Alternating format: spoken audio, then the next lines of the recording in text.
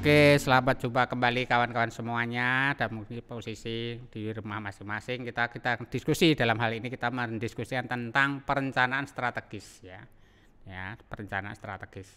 Kalau sebelumnya kita membicarakan tentang beberapa sistem pengendalian, kita sudah menggunakan proses pengendalian, yaitu kita mulai dengan perencanaan strategis. Apa sih perencanaan strategis yang dimaksud sebenarnya?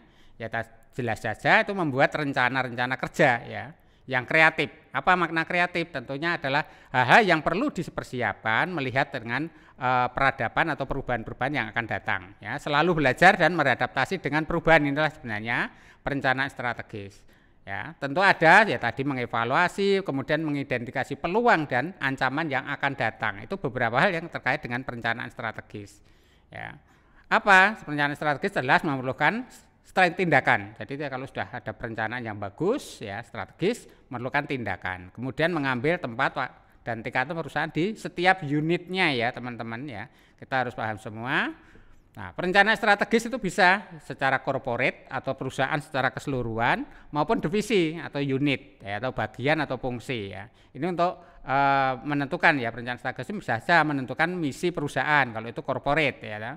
Kemudian membentuk unit bisnis ya, itu termasuk ya di situ. Kemudian merencanakan bisnis baru ya. Ini kan hal-hal yang terkait dengan perencanaan yang dibuat untuk itu.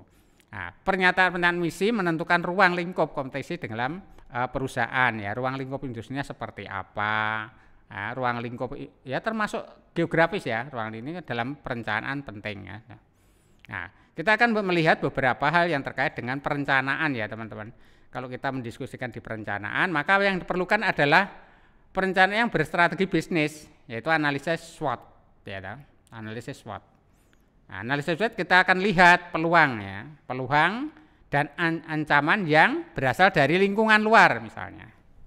Kita lihat ya, melakukan kekuatan kunci yang mempengaruhi tren ya, dari kekuatan luar itu seperti apa. Kemudian bentuk setiap tren melakukan suatu ya MOA atau marketing ya di opportunity yang akan dilakukan.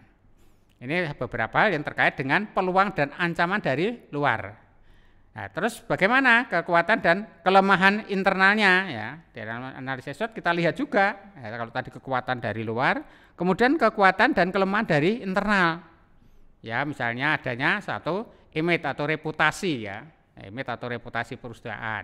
Kemudian harga kita bagaimana, tingkat loyalitas customernya bagaimana. Kemudian keunggulan produk kita seperti apa, termasuk di sini sebenarnya adalah kemampuan keuangan internal itu seperti apa, termasuk di situ adalah sumber daya dan industrinya seperti apa. Ini mampu enggak menghadapi tadi ancaman-ancaman dari luar perusahaan ya.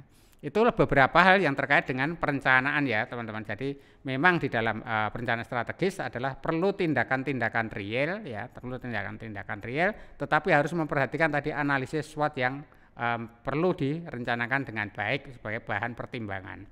Nah, ini beberapa hal yang terkait dengan perencanaan strategis ya. Misalnya ada perumusan program dan implementasi yang meliputi pengembangan program yang mendukung seperti apa. Nah, tentunya kalau dalam perencanaan juga harus melihat umpan balik dan kontrol yang sangat krusial atau ini kontrol dari customer lah. Ini kan penting sekali. Membuat perencanaan harus memperhatikan itu ya. Itu dalam proses-proses perencanaan. Isi perencanaan ya kita harus ada satu ikhtisar ya, ikhtisar eksklusif atau ringkasan lah, serta daftar isinya seperti apa. Kemudian situasi saat ini seperti apa, ya, kemudian analisis peluang dan isu ya, itu yang muncul seperti apa, tujuannya untuk apa. Jadi dalam perencanaan ini ya perlu ya termasuk strateginya, program tindakan serta pengendaliannya seperti apa. Nah, ini penting sekali ya. Ini contoh misalnya di dalam perencanaan strategis yang menyangkut pemasaran atau marketing ya. Jadi kalau marketing ada beberapa hal yang terkait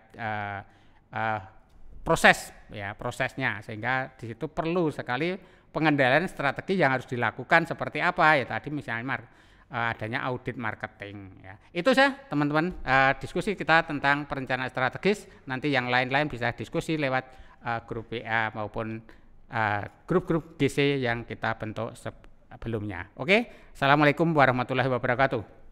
Salam sehat.